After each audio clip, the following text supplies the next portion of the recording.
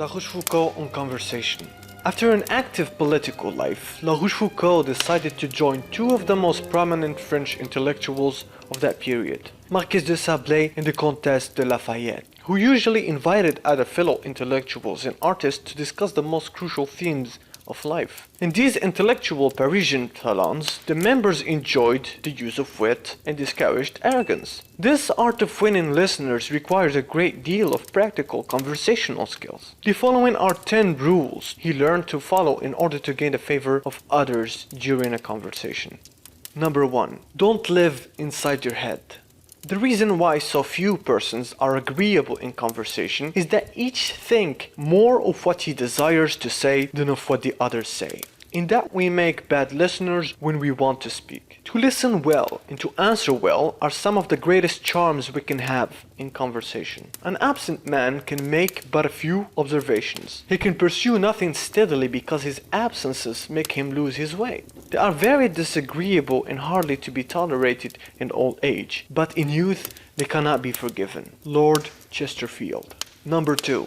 Don't contradict and always praise based on merit. Yet it is necessary to listen to those who talk. We should give them the time they want and let them say even senseless things. Never contradict or interrupt them. On the contrary, we should enter into their mind in taste, illustrate their meaning, praise anything they say that deserves praise, and let them see we praise more from our choice than from agreement with them. Number 3.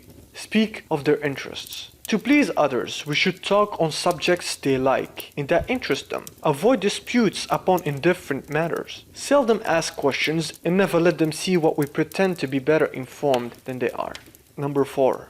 Be courteous and serious. We should talk in a more or less serious manner and upon more or less obscure subjects according to the temper and understanding of the persons we talk with, and readily give them the advantage of deciding without obliging them to answer when they are not anxious to talk. Number 5. Avoid being opinionated and speaking too much of yourself. After having in this way fulfilled the duties of politeness, we can speak our opinions to our listeners when we find an opportunity without a sign of presumption or opinionatedness. Above all things, we should avoid often talking of ourselves and giving ourselves as an example. Nothing is more tiresome than a man who quotes himself for everything.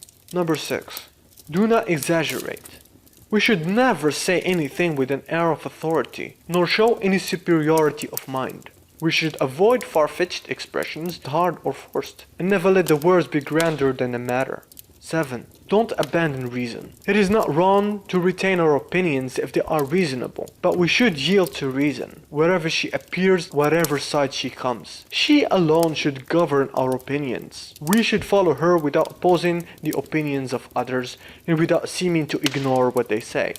Number 8. Don't always lead the conversation or get too attached to an argument. It is dangerous to seek to be always the leader of conversation and to push a good argument too hard when we have found one. Civility often hides half its understanding, and when it meets with an opinionated man who defends the bad side, spares him the disgrace of giving way.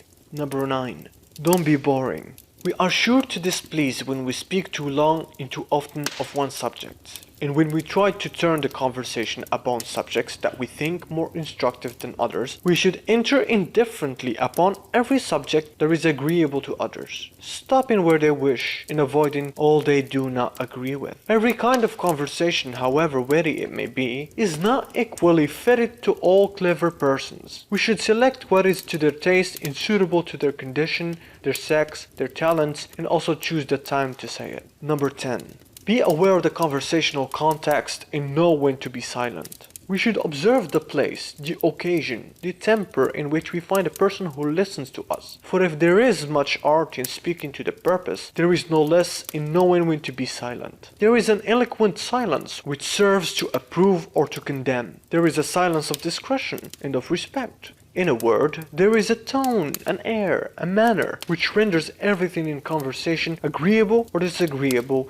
refined or vulgar. But it is given to few persons to keep the secret well. Those who lay down rules too often break them, and the safest we are able to give is to listen much, to speak little, and to say nothing that will ever ground for regret. If you guys like this type of videos, make sure to like, comment, and subscribe. Answer this question. Out of all these lessons and rules, what is the hardest one to apply? Make sure to answer the question below. See you guys in the next video.